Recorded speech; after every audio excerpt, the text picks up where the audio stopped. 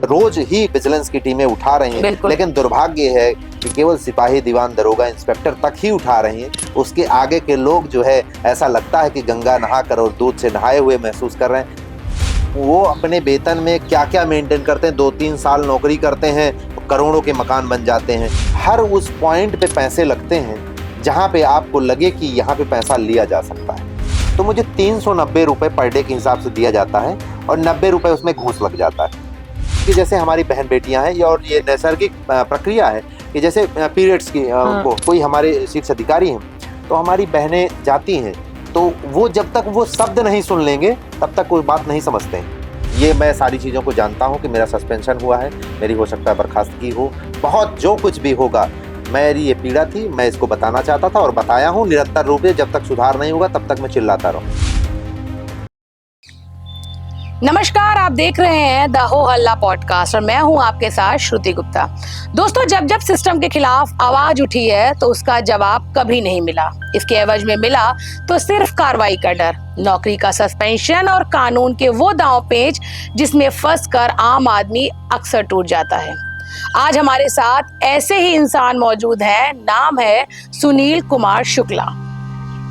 इनके जिस्म पर जो खाकी की वर्दी थी वो अब नहीं है। वजह है सिस्टम और सरकार, जिसके खिलाफ उन्होंने आवाज उठाई। कल तक जो पुलिस के जवान इनके साथ कंधे से कंधा मिलाकर चलते थे, आज वो इन्हीं से कन्नी काटते हैं। मौजूदा समय में बेहद मुश्किल हालात का सामना कर रहे सुनील इस समय इन सब के बावजूद भी सिस्टम के सामने डट कर और तन कर खड़े हैं। आइए बात करते हैं सुनील कुमार शुक्ला जी से और जानते हैं कि वो क्या वजह रही कि आज जिस सिस्टम में वो थे उसी सिस्टम के खिलाफ खड़े हैं। सुनील जी, बहुत बहुत स्वागत है आपका द हो हल्ला के इस पॉडकास्ट में।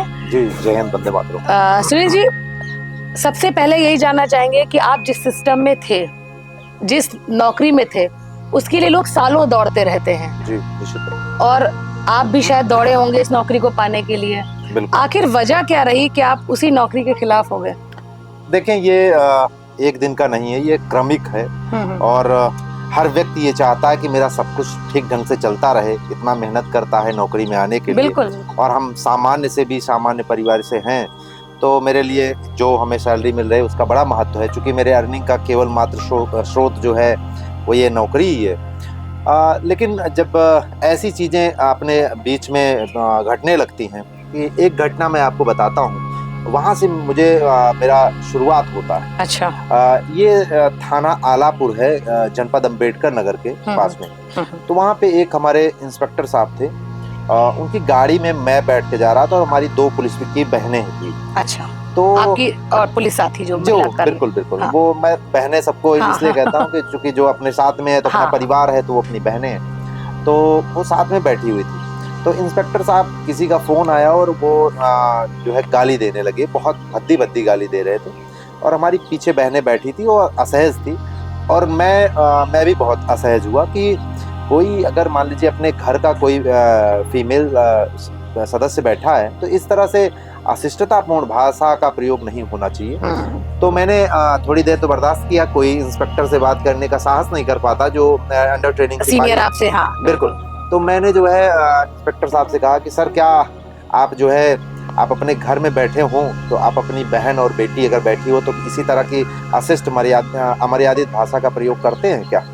तो वो पीछे मुड़े और मुझे देखे, तो हाथ जोड़ लिए और कहे कि बेटा आपने आँख खोल दिया मेरा। अच्छे व्यक्ति थे, मुझे लगता है कि अगर मान लीजिए अनजान में भी गलती हो तो उसको मान लिया जाए। तो लेकिन ये घटना कोई नई नहीं, ये आए दिन घटती रहती है। हमारी बहन बेटियां रहती हैं तो अशिष्ट भाषा, अमर्यादित भाषा का लोग प्रयोग करते हैं, जो कि मुझे देख के कम से कम मुझे अच्छा नहीं लगता है। ये भी एक था। और उसके बाद जो है घूसखोरी हमारे साथ जो है, मैं माननीय सांसद रितेश पांडे जी के साथ में गनर रहा, अंबेडकर नगर के सांसद। अच्छा। तो वहाँ पे TADA बरामद करने के लिए 10% मुझे घूस देना पड़ता था। वो तो ऐसे है कि मैंने अकाउंट में भी डाला। अच्छा। वो अब मैं जब ये बोल रहा हूँ तो वो बाबूजी जो है, सब इंस्पेक्टर जो है, वो डर गए होंगे कि कहीं नाम ना ले, लेकिन मैं कहूँगा कि आराम से रिलैक्स होके सोएं मैं नाम नहीं लूंगा, मेरा उद्देश्य जांच होगी तो पता चल जाएगा कौन हाँ, है। मेरा उद्देश्य केवल तंत्रीय व्यवस्था को ठीक करना है, पुलिस विभाग में रिफॉर्म को करना है। ये हम एक इंडिविजुअल व्यक्ति को जो है प्रताड़ित करना या उसको नाम लेके उसका नुकसान कराना मेरा उद्देश्य नहीं है। मुझे लगता है कि जो पीछे घटना हुई वो हुई, लेकिन आगे लोगों को सुधरना चाहिए, ये इस पे मैं ज्यादा बल देता हूँ जी।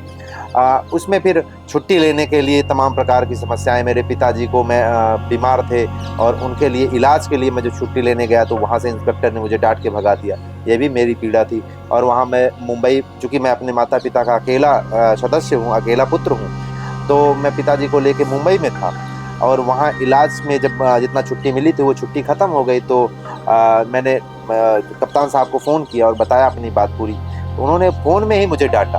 अब आप सोचिए कि लोगों का इतना ढीठ हो गए हैं कि फ़ोन में अगर रिकॉर्डिंग भी कर लोगे तो क्या कर लोगे। अच्छा। तो लेकिन उस टाइम मेरा कोई ऐसा इरादा नहीं था, हर आदमी चाहता है सरवाइव करना, किसी तरह से जी खा रहे हो तो जीते खाते रहो। तो मैंने उसको कुल मिला के मैं रिकॉर्डिंग भी नहीं किया था, क्योंकि आदमी इतना पीड़ा में स्वयं है अपने पिताजी के इलाज के लिए, तो मैं कुछ भी नहीं किया। एक घटना मैं आपको और बताना चाहूँगा कि जनपद रायबरेली में मेरी पत्नी को जो है डिलीवरी हुआ, तो डिलीवरी में आपकी पत्नी भी पुलिस विभाग जी, में जी, ही है? बिल्कुल। आपके पिताजी भी पुलिस विभाग? पिताजी मेरे होमगार्ड में जी। जो है पत्नी का डिलीवरी हुआ तो 50,000 का बिल मैंने लगाया। तो वहाँ बाबूजी थे और उनका नाम मैंने कई बार लिया है, तो नाम मैं लेना बहुत जो प्रासंगिक नहीं समझता हूँ। तो 45,000 रुपया उन्होंने दिलाने की बात की। मैंने 50,000 का बिल लगाया तो उन्होंने 45,000 दिलाने की बात की और उन्होंने कहा कि एक व्यवस्था जो है उसको जानते हो नाम के? हाँ सर जानते हैं। मैं नहीं, सभी जानते हैं कि 10% लगता है जनपद रायबरेली के अंदर। तो 10% मैंने 45 रुपए घूस दिया। वो एक ड्रॉर होता है उनके बगल, जहाँ बैठ के कंप्यूटर पे काम करे तो उसके लेफ्ट साइड में एक ड्रॉर था, वो उसका जिसमें प्रिंटर वगैरह का, जिसमें वो सीट रखी जाती है, उसके अंदर उन्होंने खींचा और मैंने उसके अंदर रखा 45 रुपया। अब लेकिन हुआ क्या कि ये बात तो मैं कुछ भी ना कहता, मैं उसको दबा ही ले जाता, चूंकि मैं जान रहा था। अब उसके बाद क्या हुआ कि मेरी बेटी का भी इलाज के दौरान मैंने चिकित्सा प्रतिपूर्ति का फॉर्म लेके गया, भरा और देने लगा। तो उनसे सर से मैंने पूछा कि कब तक सर मेरा मिल जाएगा? तो सर ने कहा कि रजिस्टर को पलट के देखे और बताए कि हाँ 35,000 आपका सैंक्शन हुआ है और जल्दी बजट आएगा तो हो जाएगा। तो मैंने कहा कि सर 50,000 का बिल लगाया, 45,000 आपने दिलाने की बात की। 50,000 आपने लगाया और 45 का तो बिल अप्रूवल हुआ? नहीं, 45,000 उन्होंने दिलाने की बात की और उसका 10% 45 रुपया घूस लिया और आप दिला रहे हैं 35,000, तो मेरा तो बहुत नुकसान हो जा रहा है। तो मैंने कहा कि सर आप मेरा ऐसा करिए कि जो आपने घूस का पैसा लिया उसको वापस कर दीजिए। तो एक बाबू पैसा पाने के बाद वो पैसा वापस करे, ये उनके साख में गुस्ताखी होगी। तो उन्होंने वापस करने से इनकार कर दिया। तो मैंने कहा कि मैं कप्तान साहब के सामने जाके पेश होके ये सारी बात बताऊंगा। तो उन्होंने, चूंकि वो सब उनको लगता है कि कप्तान साहब तो मेरे हैं और हमें क्या करेंगे। नहीं तो आपको विश्वास था कप्तान साहब दिलवा देंगे पैसा? मैं वही तो बता रहा हूँ कि मैं गया कप्तान साहब के पास में। बिल्कुल विश्वास तो आदमी करता है अपने शीर्ष अधिकारियों से कि जाएंगे तो निश्चित तौर पे कुछ होगा। जो है मैं कप्तान साहब के सामने पेश होने के लिए एप्लीकेशन लिख के गया, लेकिन मुझे पेश नहीं होने दिया गया, क्योंकि ये भी एक वो है कि सिपाहियों से कैसे मिला जाए और लोग नहीं मिलने देते, तो नहीं मिलने दिया गया। तो फिर मुझे एडिशनल एसपी साहब के सामने पेश कराया गया।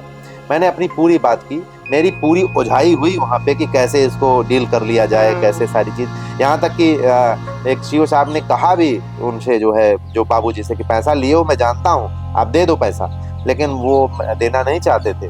तो एडिशनल एसपी साहब ने जो है जांच के लिए सीओ साहब को लिख दिया और जांच में क्या हुआ मुझे उसके आगे नहीं पता है। और एक पहला वीडियो जो मेरा था कि जो मैंने सबसे पहला वीडियो मैंने वायरल किया था, बिल्कुल, तो उसमें ये था कि ये लखनऊ अपने कमिश्नरेट का मामला था कि यहाँ पे ये मैंने कहा था कि एक जमींदारी व्यवस्था चलाई जा रही है हमारे शीर्ष अधिकारियों के द्वारा, कि उनके द्वारा एक आरआई को नियुक्त किया जाता है और आरआई नियुक्त करता है गणना प्रभारी को, और गणना प्रभारी नियुक्त करता है गार्डों में ड्यूटी लगाने के लिए और गार्डों की व्यवस्था को चलाने के लिए एक गार्ड कमांडर को। तो मैंने गार्ड कमांडर को ही जमींदार कहा था, लेकिन वो ऐसा बेचारा जमींदार है कि वो पैसा इकट्ठा करता है वहां पे, लेकिन स्वयं भी पैसा देता है कि 2,000 प्रति महीना प्रति व्यक्ति की दर से वो गार्ड कमांडर के पास पैसा इकट्ठा होता है और गार्ड कमांडर अकेला आता है 1 से 6 तारीख के बीच में, रिचार्ज उसको कहा जाता है। कि आप रिचार्ज, ये एक कोड वर्ड है। हाँ, एक अगर आप रिचार्ज करा लेंगे तो 1 महीना तक आप जो है गार्डों में ड्यूटी करेंगे। तो वो रिचार्ज कराने के लिए हमारे गार्ड कमांडर यानी जमींदार साहब आते थे और गणना प्रभारी को जो है पैसा देते थे, जो कलेक्शन रहता था। तो क्या उस जगह पे नौकरी करने के लिए, उस पोस्टिंग को पाने के लिए अलग से देते थे? बिल्कुल बिल्कुल। आपको जब पहली बार जब उस जहाँ पे गार्ड आप शायद समझ पा रहे हो कि जैसे सिक्योरिटी के लिए वहाँ पे कुछ पुलिस वाले रहते हैं। हाँ, जैसे ईवीएम हो गया, तो ईवीएम का वेयर हाउस है, तो उसकी सुरक्षा के लिए पुलिस वाले रहते हैं। तो इतना क्यों लोगों को रहता है कि हमें इसी जगह नौकरी? बिल्कुल बिल्कुल, हम इस पे भी आपको बताते हैं। एक बार मैं ये बता देता हूँ कि गणना प्रभारी तक पैसा पहुंचा देते हैं। गणना प्रभारी अपना हिस्सा काट के आरआई महोदय को देते हैं और आरआई महोदय अपना हिस्सा काट के शीर्ष अधिकारियों तक देते हैं। आपने जो कहा कि क्यों लोग गार्ड में ही जाना चाहते हैं, 2 तरह की ड्यूटी लाइन की गणना डी है। गणना डी में 2 प्रकार की ड्यूटियां होती हैं। अच्छा। एक स्कोर ड्यूटी और दूसरा होता है जो है गार्ड ड्यूटी। तो स्कोर ड्यूटी की दिक्कत ये है कि आप जो है किसी भी टाइम आपकी ड्यूटी लगाई जाएगी और जो आपको जिप्सी, जैसे जो हमारे वीआईपी लोग हैं, हाँ। उनकी गाड़ियां बड़ी महंगी महंगी होती हैं, करोड़ 1.5-2 करोड़ की गाड़ियां रहती हैं और उस गाड़ी में 100-125 की स्पीड कुछ समझ में नहीं आती। लेकिन हम लोग जो जिप्सी हमको मिलती है वो 20-25 साल 30 साल पुरानी है गाड़ी, और आपको पुलिस अधिकारी या मंत्री गाड़ी को फॉलो भी करना है, उसी फॉलो करना है, आगे चलना है। यहाँ तक कि जैसे हमारे जो वीआईपी लोग रहते हैं वो थोड़ा, क्योंकि उनका अपना बिजी शेड्यूल है, तो थोड़ा लेट भी रहते हैं। तो उनके जो ड्राइवर रहते हैं, हमारे ड्राइवर साहब को पुलिस विभाग के जो ड्राइवर हैं उनको फोन करके बताते हैं कि गाड़ी थोड़ा तेज चलाना, थोड़ा लेट हो रहा है। तो हम लोगों की गाड़ी ऐसे दौड़ती है जैसे लगता है बम पे हम लोग बैठे हैं, रॉकेट पे, और 80-90 की स्पीड में हम लोग दौड़ते हैं। क्या कई बार ऐसा कोई हादसे भी हो जाते? बिल्कुल बिल्कुल, कई बार हादसे हुए। आप इसको देखेंगे तो कई लोग मर चुके हैं इसमें। बिल्कुल। और हम लोग तो जैसे हम मान लीजिए नए, तो हमें थोड़ा कम डर लगता है। लेकिन जो हमारे बुजुर्ग सिपाही दीवान हैं, ड्यूटी भी तो किसी की भी हो सकती है, कोई भी लगता है, वो उनका हार्ट का जो है सर्जरी हुआ है, हार्ट के पेशेंट हैं, बीपी शुगर तमाम प्रकार की समस्याएं हैं उनके साथ में, और वो एकदम वो जब बैठते हैं तो डरते रहते हैं, एकदम कांपते रहते हैं बेचारे। उनको देख के एक पीड़ा होती है हमको, लोगों की देख के। तो लेकिन अब हम लोग उस तरह से जब वहाँ पे बैठते हैं तो भगवान का एक बार वो कर लेते हैं, जो हमको चौपाई उपाई आता है, काट ठुका लिया जाता है। अधिकांश पुलिस वाले नहीं चाहते हैं कि स्क्वाड में ड्यूटी लगे हो। बिल्कुल बिल्कुल, इसीलिए जो है लोग वहाँ पे नहीं जाना चाहते हैं, क्योंकि आप बम पे चल रहे हो, कब तक जाओगे ये पता नहीं। हमारे लिए कोई सिक्योरिटी फीचर नहीं है। हम लोग दिन भर सिक्योरिटी फीचर चेक करते हैं कि हेलमेट लगाए हो, सीट बेल्ट लगाए हो कि नहीं लगाए हो। लेकिन हम लोग भी मैं मरना नहीं चाहता इस तरह से एक्सीडेंट में। कोई भी नहीं। मैं सबसे पहला व्यक्ति होऊंगा जब माँ भारती के शान पे आएगा तो मरने वाले में पहली कतार में खड़ा होऊंगा। लेकिन एक्सीडेंट में मैं मरना नहीं चाहता। मैं चाहता हूं कि अगर ऐसा अवसर आएगा तो निश्चित तौर पे हमारे पुलिस परिवार के सभी लोग पहले मरने की उस पे आएंगे। जैसे कोरोना टाइम था तो हम लोग जब अपने माँ बाप को लोग नहीं उठा रहे थे, तब हम लोग जो है अपनी जान की परवाह किए बिना हम लोग वो कर रहे थे। लेकिन कोई एक्सीडेंट में नहीं मरना चाहता है। हमारे भी परिवार है, हमारी भी माता पिता हमारा इंतजार करते हैं। तो क्या जो आप लोगों को गाड़ियाँ और जो चीजें दी जाती हैं उनकी नियमित सर्विसिंग या जांच, ऐसा कुछ प्रावधान नहीं है? मैम, क्योंकि लगातार काम रहता है आप लोग को, तो 24/7 रहता है। जी मैम, एक बार आप लोग, चूंकि आप बुद्धिजीवी लोग हैं और आप चौथे स्तंभ भी हैं, तो आप लोग जाके एक बार चेक करें तो देखें कि कैसी गाड़ियां हैं, कैसे हालात हैं, कैसे लोग चलते हैं। और पीछे से इतनी महंगी महंगी गाड़ियों से हम लोग उसको एस्कॉर्ट करते हैं, आगे चलते हैं। कभी कोई जर्क आ जाता है तो जैसे लगता है पूरी गाड़ी उछल गई। तो बस, और हमारी बहन बेटियां भी कभी कभी ड्यूटी करती हैं, मतलब डर के मारे कांपने लगती हैं कि जब ऐसी स्थिति आती। लेकिन उनकी पीड़ा है तो मैं इसलिए बताने के लिए चला आया। मैं अपना नुकसान फायदा नहीं देख रहा हूँ कि मेरे साथ क्या होगा। जो कुछ भी होगा वो सब सहार स्वीकार है, लेकिन मैं उन लोगों की पीड़ा को महसूस कर रहा और मैं चाहता हूं कि मैं इस सारी बात को अपने माननीय मुख्यमंत्री जी तक बात पहुंचाऊंगा तो निश्चित तौर पे वो एक ऐसे दिव्य व्यक्ति हैं, निश्चित तौर पे निराकरण। अच्छा सुनील जी, बताइए कि आपने जिस तरह से बताया तो मुझे सुनकर ऐसा नहीं लगा कि सुनील जी को सस्पेंड कर दिया जाए, क्योंकि आपने एक व्यवस्था थी, उसमें कमियां थी, उसको बताया जी।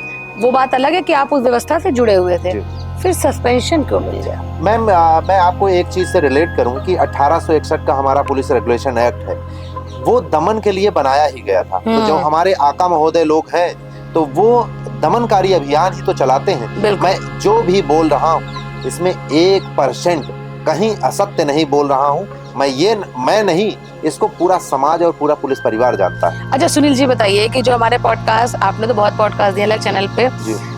कई बार क्या होता है कि लोग अपने बयान देते हैं, उस समय एक क्रांति होती है, दिमाग में कुछ होता है, लेकिन कुछ दिनों के बाद बैलेंस भी हो जाते हैं। तो सुनील जी मुझे इसी रूप में दिखेंगे अगर दोबारा भी कभी बात होगी? निश्चित तौर पे अगर मेरा ये अभियान जो सत्य का है ये रोकना है तो या तो मुझे मरना होगा या फिर ये जो रिफॉर्म की बात मैं पुलिस विभाग में कर रहा हूँ इसको करना होगा। इसके अलावा और कोई ऑप्शन नहीं है। मैं सब कुछ त्याग के आया हूँ। ये बहुत बड़ा सेक्रीफाइस है कि मेरे अर्निंग का एकमात्र स्रोत है मेरी नौकरी और मेरा एक घर भी है। मैंने अपने को रोकने के लिए, मैं आपको एकदम ऑनेस्टली बता रहा हूँ कि मैं अपने आप को रोकने के लिए मैंने एक घर लिया कि 33.5 लाख का मैंने मकान लिया कि ये ले लूँगा तो जब इसका बोझ रहेगा मेरे ऊपर तो मैं इसको नहीं करूँगा। मैंने बहुत रोकने का अपने आप को प्रयास किया, मेरे घर वालों में रोकने का प्रयास किए, लेकिन मुझे लगता है जब पीड़ा हद से गुजर जाती है तो फिर आदमी उस पे चलता है। और अब तो मुझे लगता है कि घर भी बिक जाएगा और नौकरी भी चली जाएगी, लेकिन मुझे पूरी उम्मीद है कि माननीय मुख्यमंत्री जी तक बात पहुंचेगी तो एक दिव्य व्यक्ति हैं, साधु महात्मा हैं और हमारे पुलिस के पूरे उत्तर प्रदेश के मुखिया हैं। निश्चित तौर पे हम लोगों के साथ न्याय होगा। क्या सुनील जी ये आप भी जानते हैं कि सत्य की राह आसान नहीं होती है? बिल्कुल। और उस राह पर आप चल दिए हैं जी। और उसका आपको खामियाजा मिलना शुरू हो गया है। सबसे पहला उपहार आपको मिला सस्पेंशन जी। तो हो सकता है आने वाले समय में आपको ऐसे और भी उपहार मिलते रहे। तो आप कितना मजबूती के साथ। बिल्कुल, मैं आपको इस पे बताना चाहूंगा कि आप देखें ना, कोई संत को देखिए तो वो जो है पीले वस्त्र या भगवे वस्त्र में बैठा होता है और एकदम लोगों को लगता है कि इसने सब कुछ खो दिया, लेकिन वो अपनी मस्ती में रहता है कि राधा नाम का जप करता हुआ एकदम मस्त रहता है। उसकी अंतरात्मा की जो मस्ती है उसको कोई महसूस नहीं कर पाता है जब तक कि आप भी नहीं उसमें डूबेंगे। तो उसी तरह ये सत्य की मस्ती है और इसका आनंद ही अलग नेक्स्ट लेवल का। जब आप सत्य पे चलने लगते हैं तो उसका मैं तो हमेशा कहता हूँ कि मैं सत्य का महंगा नशा करता हूँ, उसी नशे में झूम रहा हूँ और मुझे तोड़ा नहीं जा सकता है। अच्छा सुनील कुमार जी, आप उत्तर प्रदेश पुलिस में कांस्टेबल हैं और लखनऊ पुलिस लाइन में आपकी ड्यूटी थी, आप वहां पर थे। आपने अपने विभाग के अधिकारियों पे आरोप लगाए हैं कि आपने पूरा कई आपके और भी इंटरव्यूज देखे हैं जिसमें आपने बताया है कि किस तरह से घूस का एक पूरा नेक्सस चलता है, किस तरह से जो तबादले होते हैं, ट्रांसफर होते हैं, उसका पूरा नेक्सस। थोड़ा बताइए उसके बारे में कि क्या है जिसके। बिल्कुल, हर उस पॉइंट पे पैसे लगते हैं जहाँ पे आपको लगे कि यहाँ पे पैसा लिया जा सकता है। अच्छा। जैसे हमारा TADA है। अच्छा, मैं एक चीज और बताता चलूं कि इसमें जो लोग इन्वॉल्व हैं उनकी संख्या केवल 10 से 15%। 80 से 85% लोग जो हैं वो बहुत अच्छे हैं और लेकिन कहते हैं दुर्भाग्य ये है कि जो लोग 10-15% हैं वो सबसे सामने आपको मिलेंगे। इसीलिए पुलिस विभाग का थू-थू होता रहता है, क्योंकि मैं कोई नया ज्ञान नहीं दे रहा हूँ कि नई चीज लेके आ रहा हूँ कि ये भ्रष्टाचार है। रोज देखिए ना, विजिलेंस की टीमें माननीय मुख्यमंत्री जी का जीरो टॉलरेंस का जो रवैया है वो लगातार अभियान अपना चला रहे हैं कि इस भ्रष्टाचार का समूल नाश हो। रोज ही विजिलेंस की टीमें उठा रही हैं, लेकिन दुर्भाग्य है कि केवल सिपाही, दीवान, दरोगा, इंस्पेक्टर तक ही उठा रही हैं। उसके आगे के लोग जो है ऐसा लगता है कि गंगा नहाकर और दूध से नहाए हुए महसूस कर रहे हैं। मुझे लगता है कि उसके ऊपर भी उठाए जाने की जरूरत है, क्योंकि ऐसा नहीं है कि केवल इतने ही लोग हैं, इसके आगे के लोग तो और अच्छी गंगा में नहाते हैं। सुनील जी, आपने आरोप लगाया है कि किस तरह से भ्रष्टाचार, हालांकि ये आपके विभाग की नहीं, भ्रष्टाचार तो हर विभाग में है। चूंकि आप उस विभाग में हैं तो जाहिर सी बात है उस चीज को आप ज्यादा डीपली समझते हैं। सवाल मेरा ये है कि जैसे आपने कहा कि किसी भी सिस्टम में भ्रष्टाचार होता है, लेकिन भ्रष्टाचार सिर्फ ये नहीं कहा जाएगा कि वो ऊपर से नीचे या नीचे से ऊपर, एक उसका एक पैटर्न होता है जी। तो किस तरह से पूरा काम करता है, थोड़ा उसके बारे में बताएं, क्योंकि आपने उसको समझा होगा करीब से। बिल्कुल, आपने कहा कि एक ऊपर से नीचे और नीचे से ऊपर, ये दोनों तरह से एकदम वाइस वर्सा चलता है कि मतलब ऊपर से नीचे भी चलता है और नीचे से ऊपर चलता है। ऊपर से जो नीचे चलता है वो ग्लैमर के कारण चलता है कि जो हमारे शीर्ष अधिकारी हैं, आप सोचिए ना कि 1.5 लाख 2 लाख वेतन है। मैं और पत्नी और मिला के और मेरी बहन मिला के मैं समझता हूँ कि उस चीज़ को महसूस कर रहा हूँ। मैं अपनी मोटर कार को जो है अगर मैं सोचूं कि अगर मैं उसको मेंटेन कर लूँ तो नहीं कर सकता हूँ, लेकिन मैं देखता हूँ कि वो अपने वेतन में क्या क्या मेंटेन करते हैं। 2-3 साल नौकरी करते हैं, करोड़ों के मकान बन जाते हैं, क्या क्या बन जाता है कि आप अगर जांच करेंगे तो बहुत कुछ दिख जाएगा। बिल्कुल। तो ये जो ग्लैमर वाला है हिसाब किताब, ये ऊपर से नीचे काम करता है। जो नीचे से ऊपर जाता है ये अंदर का करप्शन की वजह से होता है। जो अंदर करप्शन चल रहा है कि जैसे आप समझे कि आप TADA बरामद कराना है तो उसमें 10% लगना है, चिकित्सा प्रतिपूर्ति है तो 10% लगना है। लखनऊ का रेट थोड़ा ज्यादा है, लेकिन मैं ऐसे जनपद की बात कर रहा हूँ जहाँ मैंने दिया है। अच्छा, लखनऊ में 10 से भी ज्यादा है? हाँ, लखनऊ में सब चीज महंगा है। लखनऊ में जो है चूंकि ये हमारी कैपिटल है, हाँ। तो यहाँ पे घूस भी महंगा है थोड़ा। यहाँ पे जो TADA है वो 20% है। अच्छा। और जैसे मैं अंबेडकर नगर में था तो वहाँ 10% था। और चिकित्सा प्रतिपूर्ति का भी रेट यहाँ पे ज्यादा है और मिलने में भी बहुत लंबा समय लगता है। तो जो ये नीचे से ऊपर का क्रम है वो अंदर का जो करप्शन है उसकी वजह से है। और हमारी थोड़ी सी लिमिटेशन है ये कि जैसे हम लोगों को साइकिल अलाउंस मिलता है अभी भी। अच्छा जी, मतलब इस टाइम पे भी साइकिल अलाउंस? बिल्कुल बिल्कुल। मैं सिपाही, तो उसमें क्या अलाउंस में लगता क्या होगा? 200 रुपया मुझे मिलता है महीने का। और आप सोचिए ना कि पुलिस का आदमी 200 रुपया और साइकिल से चलेगा तो कितनी अच्छी पुलिसिंग करेगा और कितना त्वरित कार्रवाई करेगा। तो ये व्यवहारिक रूप से अगर सोचे तो कितना गैर व्यवहारिक है। और किसी भी कोई भी घटना होती है तो सबसे पहले आप ही लोग को, जो दरोगा और कांस्टेबल, इन्हीं को भेजा जाता है मौके पे, सबसे पहले वही पहुंचते हैं। आपको तुरंत बताया जाएगा, तुरंत आपको पहुंचना है। अच्छा, दूसरा ये है कि हम लोगों को HRA मिलता है, जो हाउस रेंट अलाउंस है। वो मैम मुझे मिलता है 2400 रुपए। जो सिपाही है उसको 2400 रुपए। आप मैं तो कहूंगा कि लखनऊ में कहीं पे भी 2400 रुपए में मुझे लगता है कि कहीं कोई आवास नहीं मिल सकता है। ये बिल्कुल गैर व्यवहारिक है। और हम लोगों की जैसे अगर नहीं मिलना है मुझे HRA 2400 रुपए नहीं दे, इससे ज्यादा नहीं देने का वो है, तो मुझे जो है हमारे गृह जनपद में कर दीजिए। हमारे आजा बाबाओं ने एक मकान बनाया है, जो कुछ भी उसमें हम रहेंगे और समाज सेवा करते रहेंगे, कोई जरूरत नहीं। लेकिन जब जबरदस्ती हम लोग लखनऊ जैसे शहर में आते हैं जहाँ पे सरवाइव करना इतना मुश्किल है, 2400 रुपए में हम कौन सा मकान लें और कैसे अपने पति पत्नी परिवार और जो है माता पिता के साथ रह सकें, तो ये बड़ा चैलेंज है।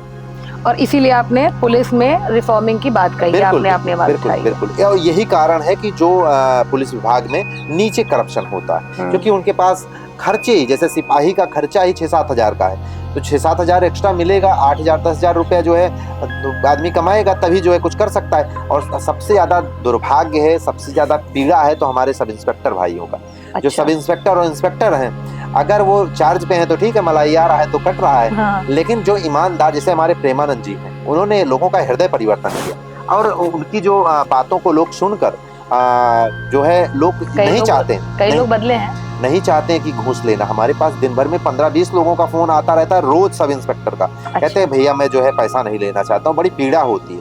लेकिन मजबूरी ये है कि सब इंस्पेक्टर को कम से कम 15 से 20 हजार रुपए का खर्चा है। कि अगर मैं एक एग्जाम्पल के तौर पे आपको बताना चाहूंगा कि जैसे मान लीजिए कोई लड़की कहीं चली गई तो उसकी बरामदगी के लिए मान लीजिए दिल्ली जाना, तो सामान्य सी बात है अगर एक सिपाही, एक महिला सिपाही, एक सब इंस्पेक्टर उसकी बरामदगी के लिए जाएगा तो 20 हजार का खर्चा आता है अगर उस लड़की को लेके आएगा।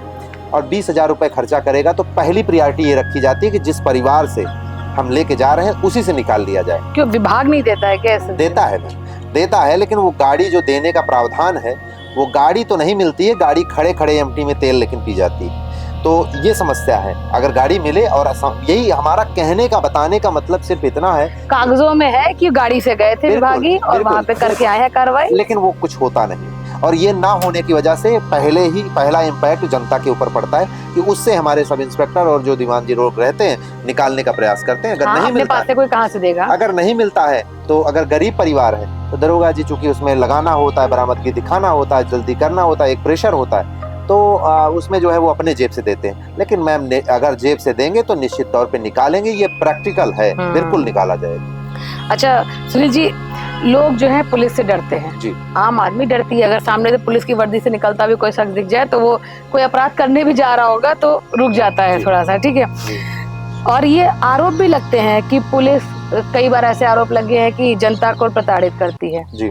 लेकिन हमारे सामने एक ऐसा पुलिस वाला बैठा है जो अपने विभाग से प्रताड़ित है जी। तो क्या इस पर क्या कहेंगे आप? मैम, जनता के प्रताड़ना की बात जो आती है वो निश्चित तौर पे अंदर के करप्शन की वजह से आती है।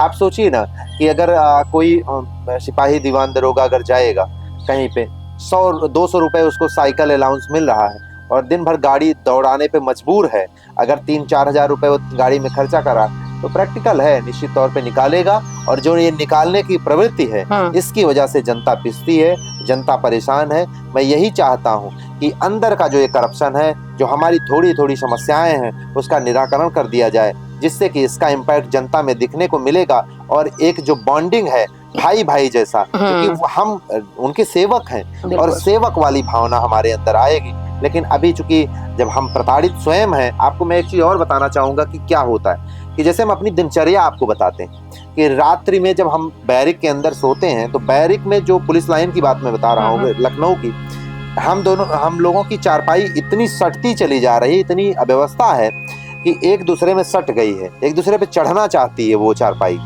अब दोनों लोग बगल बगल लेटे, साइज छोटा होता जा रहा है, मतलब इतनी ज्यादा भीड़ है और अव्यवस्था है, तो उसमें एक दूसरे के पास में लेटे हैं लोग बगल बगल ही, तो एक की नाक बजती है रात में तो दूसरा सो नहीं पाता। अब इतना हमारे पास व्यवस्था नहीं है कि हम कम से कम आराम से सो तो सकें। अब जब हम सुबह उठते हैं तो हमारी जो टॉयलेट है इतनी गंदी है कि मैं तो कहता हूं कि जो पब्लिक के लोग हैं उसको देखना पसंद नहीं करेंगे।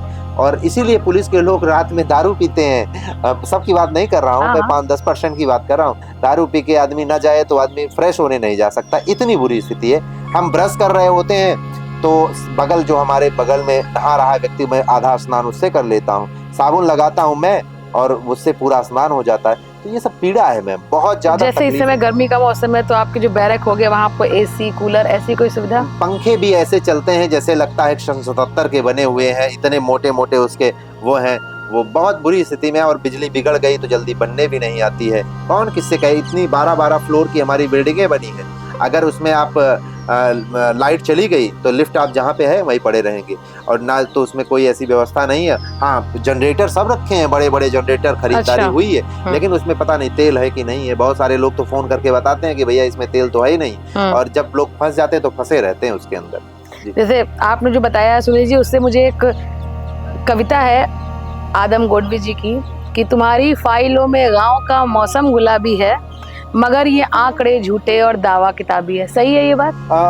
बिल्कुल। हमारे माननीय मुख्यमंत्री जी जो है बहुत निरंतर रूप से हम लोगों के लिए सकारात्मक चीज करने का प्रयास करे। जैसे इतने पुलिस बल का माननीय मुख्यमंत्री जी के द्वारा जो है भर्ती कराया गया, लेकिन उसके बाद भी हम लोगों को, चूंकि उनका इरादा तो साफ है कि लोगों के लिए सुख सुविधा हो, व्यवस्थाएं ठीक हो, लेकिन हमारे जो अधिकारी हैं, आका हैं, उनकी तनिक भी मंशा नहीं। उनको लगता है कि जितने प्रताड़ित रहेंगे उतने ही हमारे गुलाम अच्छे बने रहेंगे।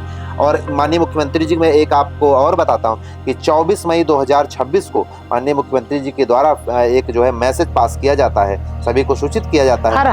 हर महीने की 24 तारीख? नहीं। हाँ। इस 24 तारीख को, हाँ, मेरे द्वारा जब कहा गया कि मानव संपदा पोर्टल से छुट्टी होनी चाहिए, तो माननीय मुख्यमंत्री जी तक हो सकता है इस बात को पहुंचाया गया हो। तो माननीय मुख्यमंत्री जी ने जो है एक मीटिंग करके मानव संपदा पोर्टल के माध्यम से छुट्टी की व्यवस्था की बात की गई। लेकिन इतने लोग संवेदना को नीचे रखते हैं इतना कि जो है माननीय मुख्यमंत्री जी के आदेश की ही अवहेलना करते रहते हैं, और लोग तब भी उनके कान में जू तक नहीं रेंगता है। माननीय मुख्यमंत्री जी का इरादा तो बिल्कुल साफ है, वो चाहते हैं हम लोगों के लिए सुख सुविधा की व्यवस्था रहे, लेकिन जो हमारे अधिकारी हैं वो नहीं ध्यान देते। आएगा पूरा बैरिक के मेंटेनेंस का कार्य के लिए तो वो उनके आवास में ही सारी चीजें लग जाती हैं, दिखाया जाता है कि वहां लगा, लेकिन उनका एक अधिकारी जाएगा तो दूसरा आएगा तो फिर से मेंटेन होगा। उसको टाइल्स नहीं पसंद आई तो टाइल्स टूट के फिर से टाइल्स लगेगी। हम लोग टाइल्स देखने को नहीं पाते हैं, और हमारे यहाँ का जो व्यवस्था माननीय मुख्यमंत्री जी के द्वारा भेजा जाता है वहाँ हमें कुछ नहीं मिलता। उनके यहाँ हर साल टाइल्स बदलती रहती है। बच्चों को लगता है कि स्विच गड़बड़ है, हमारा बच्चा छुएगा तो करंट लग जाएगा, तो उसको बदलता रहता है। हमारे यहाँ तो हमारे भी तो बच्चे हैं, हमारे बच्चे भी तो इसी देश के नागरिक हैं। हमको स्वयं जो है पुलिस लाइन के अंदर करंट मार दिया था, हम तो ये बम पे बैठे हैं, हमारे बच्चे, हमारी पत्नी, हम सभी लोग असुरक्षित हैं। किसी भी दिन वो घर गिरेगा और हम मतलब आप ये मान रहे हैं कि पुलिस लाइन में जो आप लोगों को बैरक मिले हैं वो बम का काम कर रहा है? बिल्कुल। मेरा घर जो है, मैं पुलिस लाइन का, आप लोगों को तो मैं बहुत कुछ नहीं खिला सकता, बहुत सारे पकवान, लेकिन मेरी जो औकात है उसके हिसाब से मैं, जितना हमारा भाव है, मैं निश्चित तौर के बुलाना चाहूंगा कि पुलिस लाइन में आप लोग आइए। एक दिन मैं आप लोगों को अपने हाथ से भोजन कराता हूँ, मेरे घर को भी देखिए, और वो घर कम आपको बम ज्यादा लगेगा। अभी कुछ दिन पहले ही सामने की रेलिंग गिर गई, गिरी तो ये आप सोचिए कि अगर उसके नीचे कोई बच्चा खेल रहा होता, ये तो राधा रानी की कृपा है कि वो बच्चा नहीं कोई खेल रहा था, नहीं तो कैजुअलिटी हो जाती। और हमारे अधिकारी इतने संवेदनहीन हैं कि वो देखने तक नहीं आए। लोगों ने सूचना दिया, मैंने एक बार वीडियो के माध्यम से भी बताया, लेकिन कोई भी अधिकारी देखने नहीं आता है।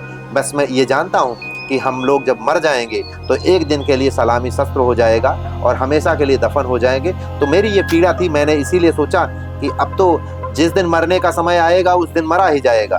लेकिन जो हमारी पीड़ा है, कम से कम मैं अपने पूरे समाज के सामने जो हमारे रियल मालिक हैं उनको मैं अपनी पीड़ा बताऊं। उनको लगता है कि मैं विलेन हूं, तो मैं ये चाहता हूं कि आप मेरी पीड़ा को समझिए। और माननीय मुख्यमंत्री जी को भी मैंने बताने का प्रयास किया कि जो है हमारी पीड़ा को समझिए, कि हम हर व्यक्ति के पीछे खड़े हैं, लेकिन हमें कोई देखना नहीं चाहता। अच्छा सुनील जी, थोड़ा सा ये बताइए कि जैसे पुलिस की बात होती है, आपने सही कहा कि अधिकारियों तक बात होती है, लेकिन सिपाही, दरोगा और ये कांस्टेबल, इनकी बात ही नहीं होती है इन सबकी। बिल्कुल। थोड़ा सा जानना चाहेंगे, जैसे बड़े बड़े जो कार्यक्रम आयोजित किए जाते हैं, रैलीज होती हैं और कहीं सीएम का प्रोग्राम है या किसी बड़े कार्यक्रम है, कोई बड़ा मंत्री आने वाला है, उसमें आप लोग की ड्यूटी लग जाती है। मुझे लगता है कि 2-3 दिन पहले से आप लोग उस घटना स्थल पर पहुंच जाते होंगे जहाँ पे वो कार्यक्रम होना है। व्यवस्थाएं आपको किस तरह की मिलती हैं वहाँ पर? क्योंकि जब आप बता रहे हैं कि आपको पुलिस लाइन में ये व्यवस्था मिल रही है, तो जब आप कार्यक्रम में जाते हैं वहाँ क्या हाल होता है? मैं पुरुष जो है मेल पुलिसकर्मी है, वो तो मान लीजिए सरवाइव कर लेते हैं कि मान लीजिए कोई प्राकृतिक समस्या हुई तो वो ठीक है। लेकिन हमारी बहनों की इतनी पीड़ा है कि बेचारी इतना छोटा सा बोतल ली रहती हैं, उसी में 4 लोग पीती हैं। उनको तमाम प्रकार की समस्याएं हैं, ना तो कहीं वॉशरूम की व्यवस्था है, और वॉशरूम है तो दरवाजा ही नहीं है, और ना तो पानी है। कैसे कैसे जीती, पशुवत जीवन जी रही हैं। मैं इसीलिए, मेरी अपनी व्यक्तिगत पीड़ा होती तो मैं 2000 दे के सल्टा लिया होता, मैं भी किसी गार्ड में सो रहा होता। लेकिन ये सबकी पीड़ा थी, तो मैंने सोचा कि सभी लोग मौन हो गए हैं, सबके मुंह पे अनुशासन का खोंच बंधा है, लोग नहीं बोल सकते हैं, तो ठीक है, मैं ही पहली कुर्बानी देता हूँ। और जो कुछ भी होगा इस भ्रष्टाचार के उन्मूलन के लिए मैं पहला आहुति देता हूँ। और मैं पूरे भारतवासियों से भी उम्मीद करूंगा कि मैंने पहली आहुति दिया है।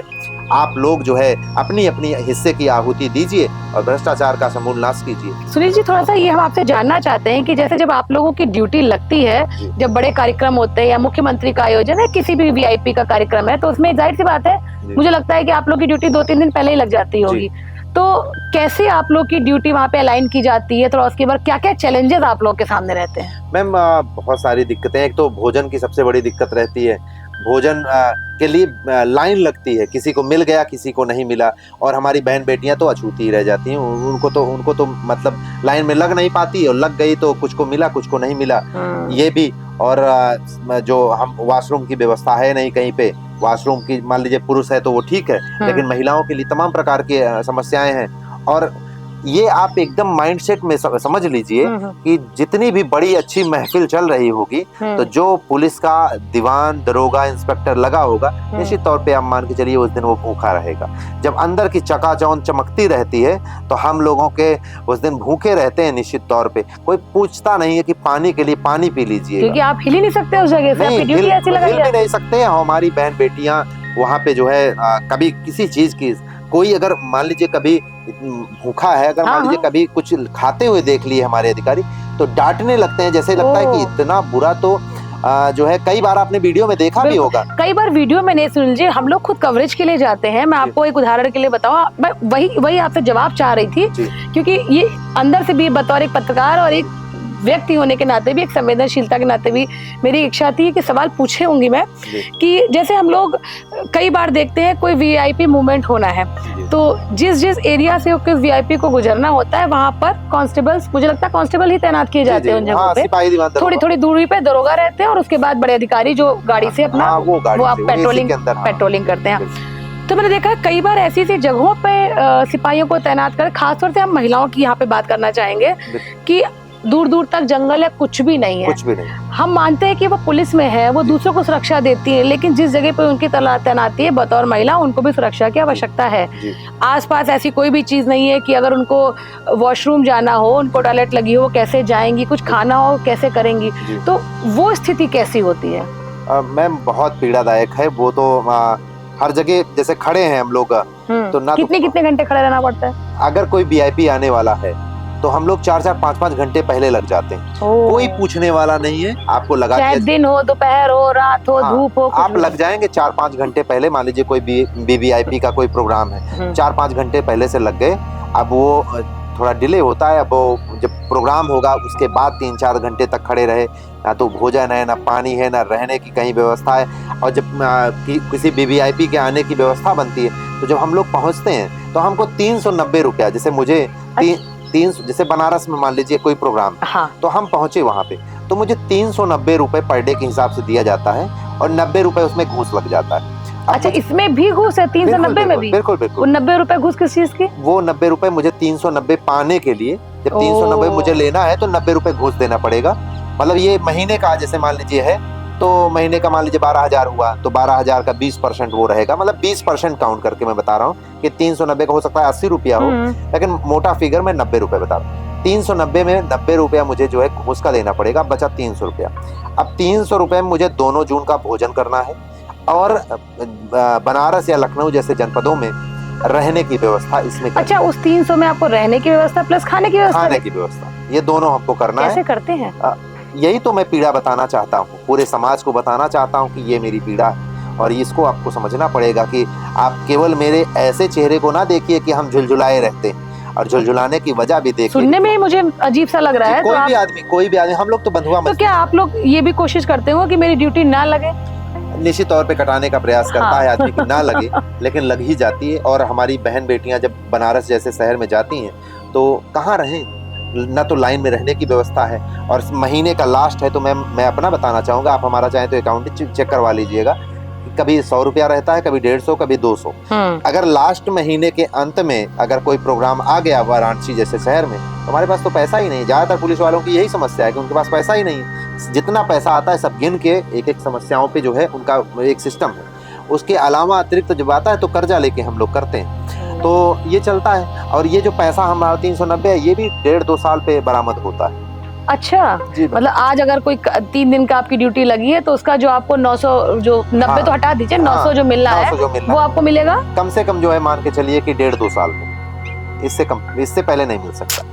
अच्छा, थोड़ा महिला सिपाहियों के बारे में बताइए कि महिलाओं के लिए कई चीजें रहती हैं, सेफ्टी, सिक्योरिटी, उनको वॉशरूम भी जाना पड़ता है, ठीक है। सपोज उस समय कोई महिला पीरियड से है तो उसको भी एक चाहिए, थोड़ा सा आराम भी चाहिए। क्या ऐसे में कुछ लोगों को? पूरा चीज बताता हूँ महिलाओं के बारे में। हाँ। सबसे पहली बात तो महिलाएं जो है, हमारी बहन बेटियां, कोई भी पुरुष जो है उसको अगर कोई थोड़ा सा डांट भी देता है उतना खराब नहीं लगता। बिल्कुल। लेकिन हमारी बिल्कुल हमारी जो बहन बेटियां हैं उनको कभी घर में भी नहीं डांटा जाता है, देवी की तरह माना जाता है, हमारी ऐसी संस्कृति। तो वो जो छुट्टी लेने जाती हैं तो उनको इंस्पेक्टर हुए या फिर जो है उनसे ऊपर अधिकारी इतनी बुरी तरीके से डांटते हैं कि बेचारी वो बाहर निकलती हैं रोती हुई। ये भी मेरी एक पीड़ा थी कि उनको मैं देखता हूँ कि रो रही हैं।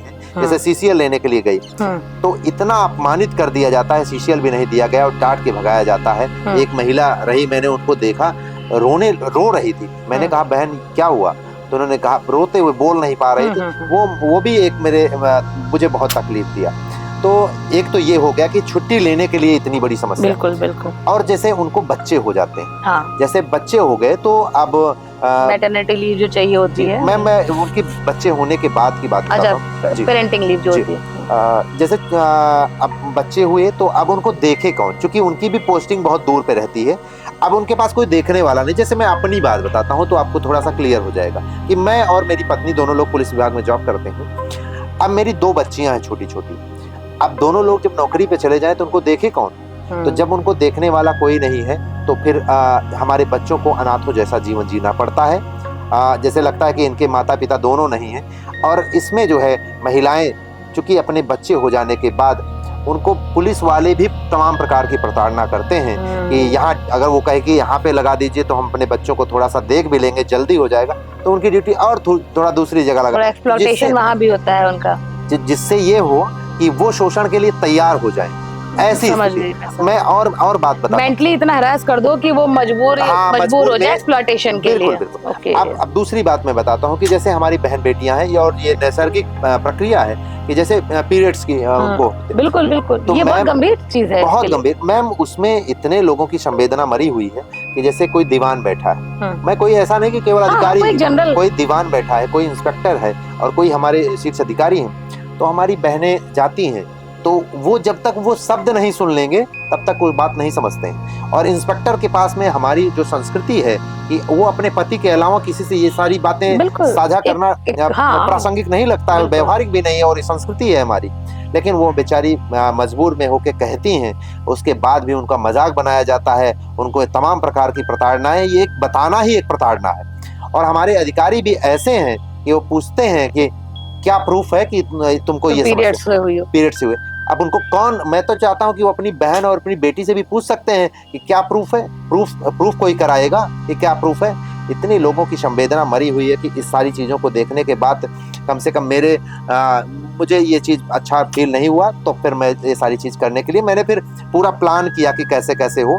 मैं कोई ऐसे नशे वसे नहीं करता कि जो है मैं नशे में आके और सारी चीज़ें कर दिया। मैं पूरी तरह से एकदम संतुष्ट हो गया कि अब इसमें करना ही पड़ेगा, तो मैंने किया है सारी। तो सुनील जी, आपने जितनी चीजें बताई है वाकई में बहुत चौंकाने वाली है। और करप्शन और ये सब चीज तो अपनी तरफ है, लेकिन जो संवेदनहीनता खत्म हो जा रही है विभाग में, ये एक मुझे लगता है बहुत ही एक ज्वलंत मुद्दा है, बहुत गंभीर मुद्दा है। इसमें मैं 1% मिलावट कहीं पे नहीं है। जो मेरी बहनें सुन रही होंगी, इमोशनल होके देख रही होंगी, तो अकेले में रो रही होंगी। सुनील जी, एक सवाल अब चूंकि ये आता है कि आपने पूरी चीजें बताई कि क्या क्या व्यवस्थाओं में गड़बड़ी है, कहाँ पर कमियां हैं, क्या सुधार होना चाहिए। सवाल अब आखिरी आपको लेकर है कि आपने इतनी बड़ी व्यवस्था से मोर्चा लिया है, खुला मोर्चा, और कोई भीड़ नहीं इकट्ठा की है। उदाहरण के तौर पे आपको बताएं, कॉकरोच मूवमेंट आपने सुना होगा, इस समय चल रहा है, मिलियन लोग उसमें जुड़ गए हैं। लेकिन सुनील कुमार शुक्ला वो अकेले व्यक्ति हैं जो इस पूरे सिस्टम से लड़ रहे हैं, पूरे सिस्टम के खिलाफ। हालांकि सिस्टम में आपने बताया कि कई लोग प्रताड़ित है, लेकिन वो कहावत है ना कि एक तो अकेला कोई निकलता है क्रांतिकारी, तो शायद वो क्रांतिकारी आप हैं। तो आपको लगता है इस पूरे सिस्टम से लड़ना आसान होगा आपके लिए? घबराएंगे तो नहीं, कहीं आपको थ्रेड मिले या कुछ चीजें मिले तो आप पीछे हटने वालों में? मैं तनिक भी कभी हमको किसी से डर नहीं लगता है। मुझे ऐसा लगता है कि मेरी वो डर वाली जो नस है वही सूख गई है। मुझे रत्ती भर फर्क नहीं पड़ता। क्योंकि एक पुरुष के लिए सबसे ज्यादा डर की बात होती है जब उसके परिवार, उसके बच्चों, उसकी पत्नी, उसके माता पिता की बात आती। तो कभी इस तरह की आपको अगर धमकी मिले तो? मैंने इसको खूब आत्मसात किया और खूब सोचा विचारा। मैं कोई एक दिन अचानक से कोई चीज़ नहीं किया हूँ, मैंने खूब अच्छे से सोचा विचारा। उसके बाद मैं इस चीज़ को अपने परिवार को पीछे रखते हुए, तमाम लोगों की समस्याओं को ज़्यादा महत्व देते हुए मैंने उस पर किया है। मुझे ऐसा महसूस होता है, जो हमें पढ़ाया भी गया है भगवत गीता में भी और हमारी सारी चीज़ों में, कि केवल आपका एक ही परिवार नहीं होता, कि आपकी वही पत्नी, आपकी एक ही माता है। आप देखिए ना, तो आपको सारी माताएं और सारी बहनें नजर आएंगी, सारी बेटियां नजर आएंगी। आपका दायरा कितना विस्तृत है। मुझे लगता है कि आप अपने परिवार के लिए ज़्यादा वफादार हो जाएं तो आप समाज के लिए बहुत अनुकूल नहीं रहते हैं। कि कभी ऐसे आपको धमकी मिले कि नौकरी से आपको हाथ धोना पड़ेगा, ज्यादा अगर आप बोलेंगे, ज्यादा क्रांतिकारी होंगे, तो पीछे तो नहीं हटना? नहीं, कभी नहीं। ये मैं सारी चीज़ों को जानता हूँ कि मेरा सस्पेंशन हुआ है, मेरी हो सकता है बर्खास्तगी हो, बहुत जो कुछ भी होगा। मेरी ये पीड़ा थी, मैं इसको बताना चाहता था और बताया हूँ निरंतर रूप से। जब तक सुधार नहीं होगा तब तक मैं चिल्लाता रहूँ। तो हमसे बात करने के लिए बहुत बहुत धन्यवाद। तो सुनील कुमार शुक्ला जी, और सच मानिए तो आज का इस पॉडकास्ट करते हुए मुझे भी बहुत अच्छा इसलिए नहीं लग रहा कि सुनील जी ने ऐसी कुछ बातें बताई हैं जो वाकई में समाज की संवेदना को हिलाने के लिए काफ़ी हैं। और पॉडकास्ट अच्छा इसलिए लग रहा है कि मैं चाहती हूँ कि सुनील जी ने हमारे पॉडकास्ट में जो भी बातें कही हैं वो अधिकारियों तक पहुँचे, मुख्यमंत्री जी तक पहुँचे, और उनकी जो ये समस्या है, क्योंकि वो आज जिन समस्याओं की बात कर रहे हैं वो उनकी अपनी व्यक्तिगत समस्या नहीं, पूरे एक सिस्टम की समस्या है। और अगर एक व्यक्ति अकेला एक सिस्टम से लड़ने के लिए आगे बढ़ा है तो हमारा, आपका और सरकार का ये कर्तव्य है कि सुनील जी जैसे लोगों की बातों को सुनते हुए उस सिस्टम की कमियों को दूर करें। हम चाहते हैं कि ये पॉडकास्ट इतना ज़्यादा वायरल हो, इतना ज़्यादा लोग इसको शेयर करें, इतने ज़्यादा लोगों तक पहुंचाई जाए कि ये सीधे मुख्यमंत्री जी तक जाए और वो इस पूरे मामले में संज्ञान लेते हुए इस पूरे सिस्टम को दुरुस्त करें। और मेरी अपील है कि सुनील कुमार शुक्ला जी को उनके पद पे पुनः वापसी की जाए। आप देख रहे थे पॉडकास्ट विश्रुति।